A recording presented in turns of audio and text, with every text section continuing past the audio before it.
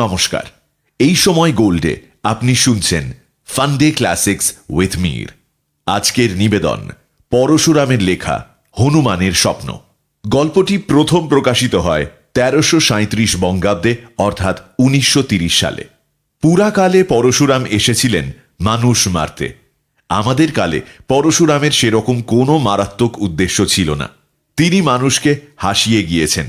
এই হাসির প্রকৃতি কি তা না হয় পরে বিচার করা যাবে, তবে আপাতত নির্বিচারে বলা যায় যে পরশুরাম হাসির গল্প লিখে গিয়েছেন। সেসব গল্পে অন্য উপাদান থাকলেও হাসিটাই মূল উপাদান।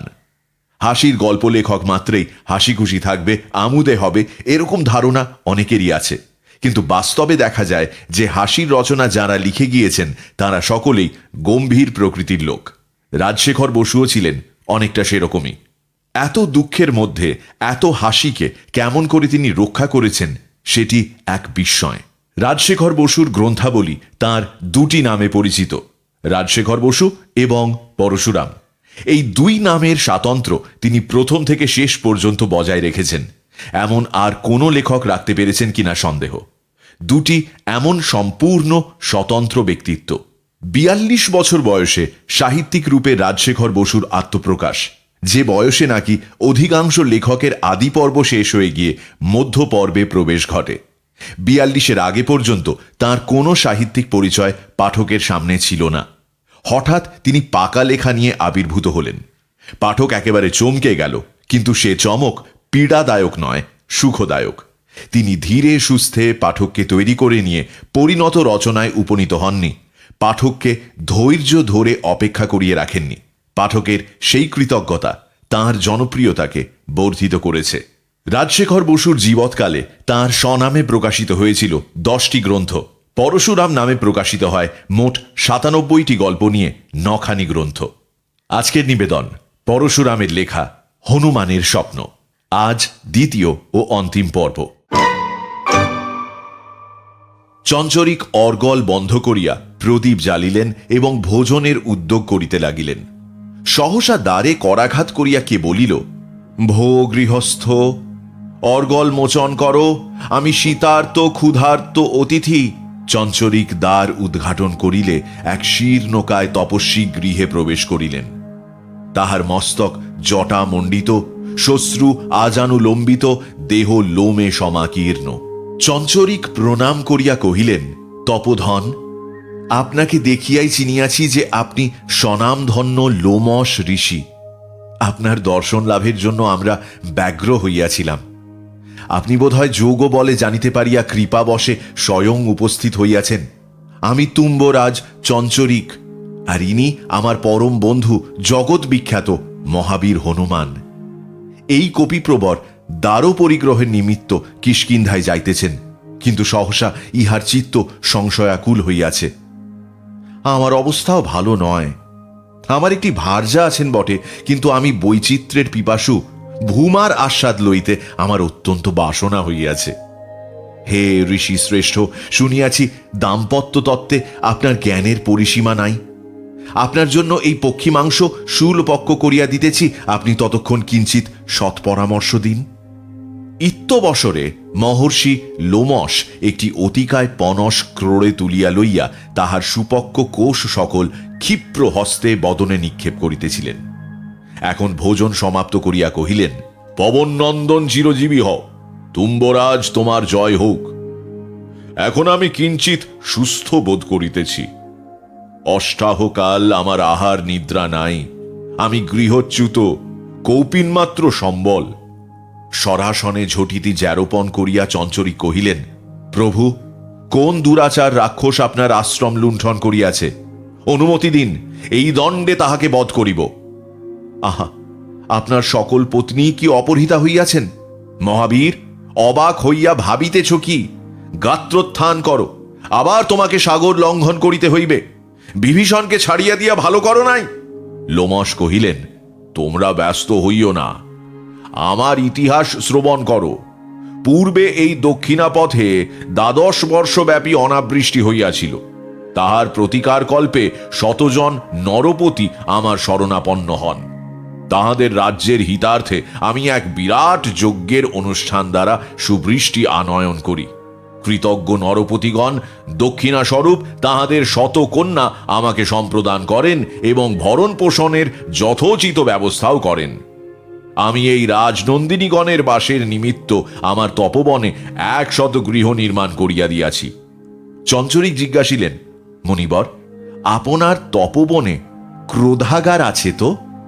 লোমশ কহিলেন, প্রত্যেক গৃহই ক্রোধাগার। হতভাগিনীগণ নিরন্তর কলহ করে, তাহাদের গৃহকর্ম নাই, পতিসেবা নাই, ব্রত পুজো নাই। আমি আদর করিয়া তাহাদের প্রথমা, দ্বিতীয়া ইত্যাদি ক্রমে নবনবতিতমী, শততমী পর্যন্ত নাম রাখিয়াছি। কিন্তু তাহারা পরস্পরকে মুশিকা, চর্মচটিকা, পেচকি, ছুচুন্দরী প্রভৃতি ইতর নামে সম্বোধন করে এবং আমাকে ভল্লুক বলে। আমি উত্তক্ত হইয়া পলায়ন করিয়াছি। এখন সেই ব্যাপিকাগণ যত ইচ্ছা কলহ করুক। হে রাজন, তুমি কি ভূমার আস্বাদ চাও? তবে আমার আশ্রমে যাও। শ্রী হনুমানও তথায় পত্নী নির্বাচন করিতে পারিবেন। আমি আর সেখানে ফিরিতেছি না। এখন এই বৃদ্ধ বয়সে আমি শান্তি চাই এবং আরেকটি বিবাহ করিয়া এক পত্নীর যে সুখ তাহাই উপলব্ধি করিতে চাই। লোমশ মুনির বচন শুনিয়া হনুমান কিয়ৎক্ষণ হতভম্ব হইয়া রহিলেন। তাহার পর প্রকৃতিস্থ হইয়া কহিলেন, হে তপোধন, প্রণিপাত করি। হে চঞ্চরিক, তোমার মনস্কামনা পূর্ণ হোক। এখন বিদায় দাও, আমি সুগ্রীবের নিকট চলিলাম। চঞ্চরিক ব্যস্ত হইয়া কহিলেন, সে কি, এই গভীর রজনীতে অরণ্য পথে কোথায় যাইবে? অন্তত প্রভাত পর্যন্ত এখানে বিশ্রাম করো। হনুমান কর্ণপাত করিলেন না। কিষ্কিন্ধায় এক সুরম্য উপবনে নল, নীল, গয়, গবাক্ষ প্রভৃতি মিত্রগণের সহিত বসিয়া বানররাজ সুগ্রীব নারিকেল ভক্ষণ করিতেছিলেন। এমন সময় হনুমান আসিয়া তাহাকে অভিবাদন করিলেন। সুগ্রীব রাজোচিত গাম্ভীর্য সহকারে কহিলেন, মহাবীর, কি মনে করিয়া? আমি এখন রাজকার্যে ব্যস্ত আছি, অবসর নাই। অন্য কালে তোমার বক্তব্য শুনিব।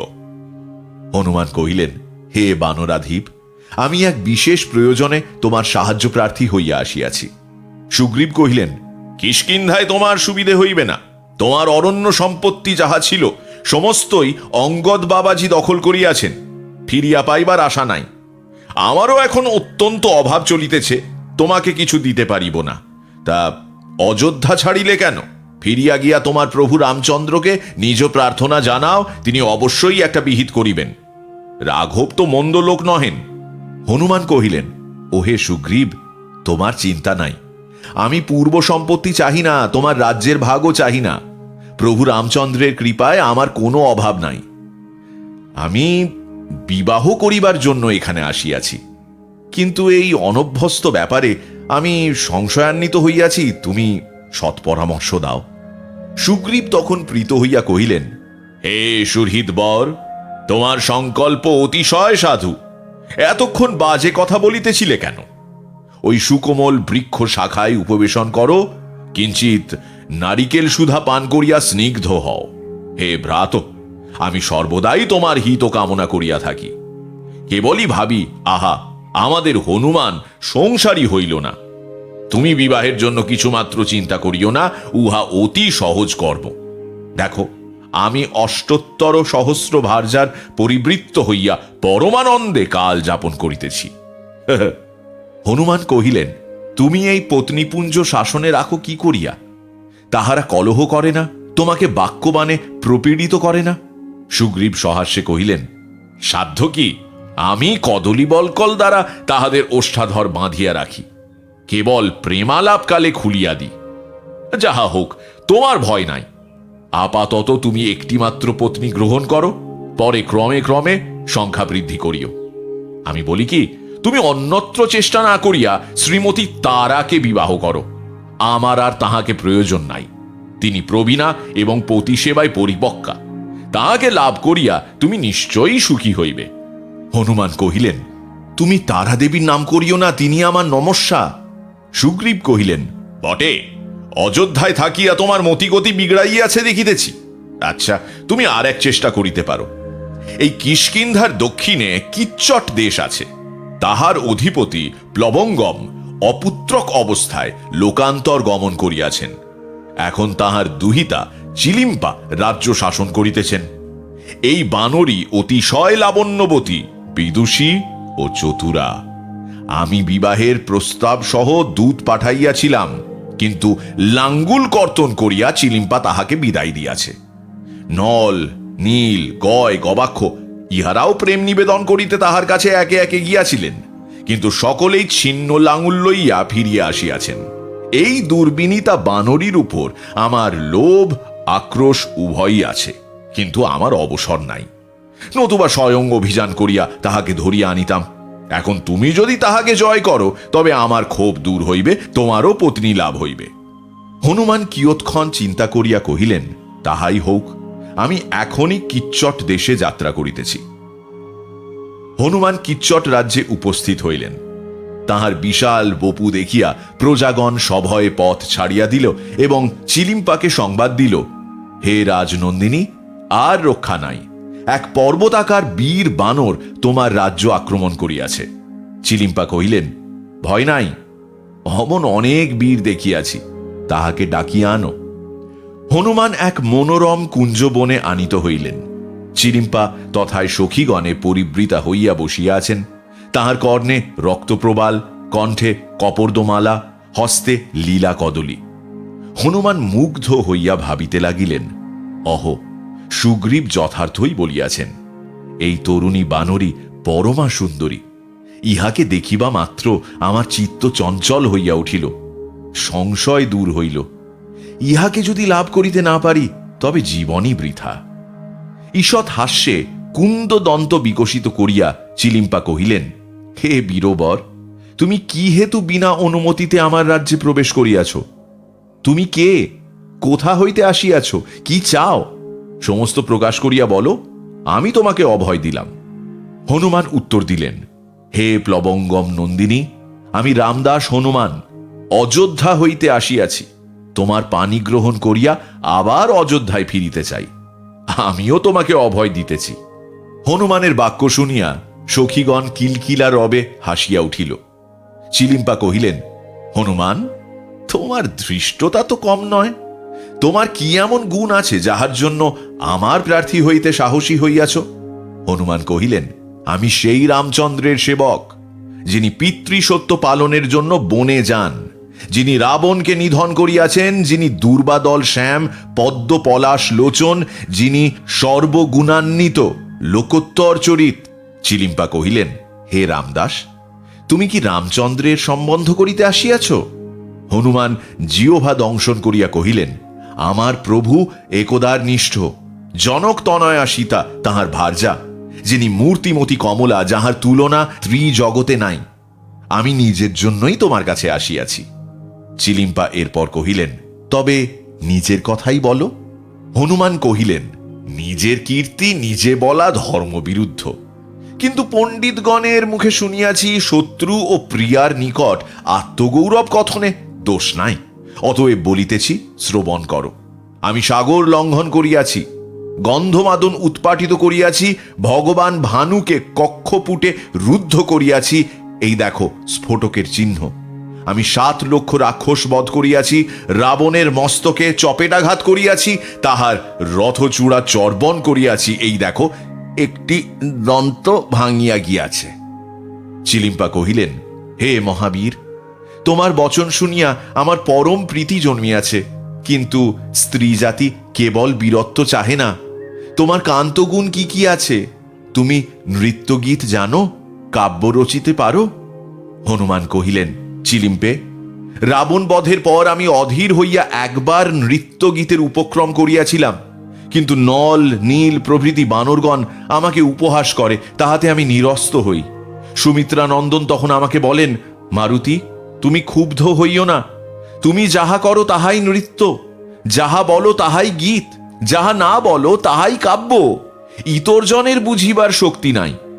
চিলিম্পা তাহার করধৃত কদলীগুচ্ছ লীলা সহকারে দংশন করিতে করিতে কহিলেন, হে পবন নন্দন, তুমি প্রেম তত্ত্বের কতদূর জানো? তুমি কোন জাতীয় নায়ক? ধীরোদাত্ত, ধীরোদ্ধত, প্রশান্ত না ললিত? তুমি কি করিয়া আমার মনোরঞ্জন করিবে, কি করিয়া আমার মান ভঞ্জন করিবে? আমি যদি গজমুক্তার হার কামনা করি তবে তুমি কোথায় পাইবে? যদি রাগ করিয়া আহার না করি তবে কি করিবে? হনুমান ভাবিলেন, এই বিদগ্ধা বানরী এইবার আমাকে সংকটে ফেলিল। ইহার প্রশ্নের কি উত্তর দিব? যাহা হোক, আমি অপ্রতিভ হইব না। হে সুন্দরী, তোমাকে দেখিয়া আমার চিত্ত চঞ্চল হইয়াছে। প্রেম তত্ত্বের ইহাই আমার প্রথম জ্ঞান। তুমি চিন্তা করিও না, কিষ্কিন্ধাপতি সুগ্রীব আমার অগ্রজ তুল্য, তিনি আমাকে সমস্ত শিখাইয়া দিবেন। তুম্বরাজ চঞ্চরিক আমার বন্ধু, তিনিও আমাকে জ্ঞানদান করিবেন।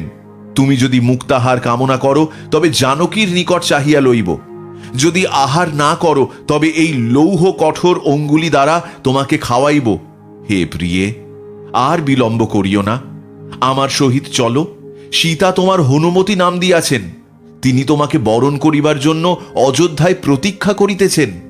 চিলিম্পা তখন হনুমানের চিবুকে তর্জনীর মৃদু মৃদু আঘাত করিয়া মধুর স্বরে কহিলেন, ওরে বর্বর, ওরে অবোধ, ওরে বৃদ্ধ বালক, তুমি প্রেমের কিছুই জানো না। যাও, কিষ্কিন্ধায় গিয়া সুগ্রীবকে পাঠাইয়া দাও। হনুমান আকুল হইয়া কহিলেন, নিষ্ঠুরে, আমাকে আশা দিয়া নিরাশ করিতেছ কেন? আমি তোমাকে কিছুতেই ছাড়িব না। এই বলিয়া তিনি চিলিম্পাকে ধরিবার জন্য বাহু প্রসারিত করিলেন।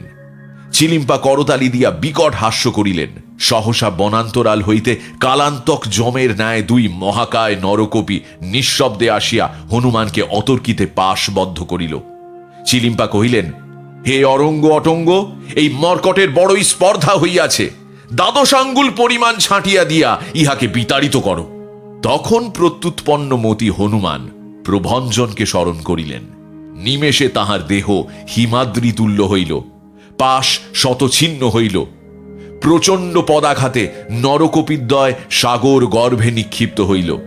স্বর্গ মর্ত পাতাল প্রকম্পিত করিয়া মহাবীর উপ উপ রবে তিনবার সিংহনাদ করিলেন। তাহার পর চিলিম্পার কেশ গ্রহণ পূর্বক জয় রাম বলিয়া ঊর্ধ্বে লাফ দিলেন। ঝঞ্ঝাবাহিত মেঘের ন্যায় হনুমান শূন্য মার্গে ধাবিত হইতেছেন। আকাশবিহারী স্নিগ্ধ গন্ধর্ব বিদ্যাধরগণ বলিতে লাগিলেন, হে পবনাত্মজ, এতদিনে তোমার কৌমার দশা ঘুচিল, আশীর্বাদ করি সুখী হও। দিগ্বধূগণ ছুটিয়া আসিয়া বলিল, হে অঞ্জনা নন্দন, মুহূর্তের তরে গতি সংবরণ করো, আমরা নববধূর মুখ দেখিব। হনুমান হুঙ্কার করিলেন। গগনচারীগণ ভয়ে মেঘান্তরালে পলায়ন করিল। দিগ্বধূগণ দিগ্বিদিকে বিলীন হইল। চিলিম্পা কাতর কণ্ঠে কহিলে, হে মহাবীর, আমার কেশ ছাড়িয়া দাও, বড়ই লাগিতেছে, বরং আমাকে পৃষ্ঠে নতুবা বক্ষে ধারণ করো। হনুমান বলিলেন, চপ। চিলিম্পা বলিলেন, হে প্রাণবল্লভ, আমি একান্ত তোমারই। হে অরসিক, তুমি কি পরিহাস বুঝিতে পারো নাই? আমি যে তোমা বই আর কাহাকেও জানি না। হনুমান পুনরায় বলিলেন, চপ। নিম্নে কিষ্কিন্ধা দেখা যাইতেছে। সুগ্রীব স্বল্পতোয়া তুঙ্গভদ্রার গর্ভে অষ্টাধিক সহস্র পত্নীসহ জলকেলি করিতেছেন। হনুমান মুষ্টি উন্মুক্ত করিলেন। অব্যর্থ লক্ষ্য। বানরী ঘুরিতে ঘুরিতে সুগ্রীবের স্কন্ধে নিপতিত হইল।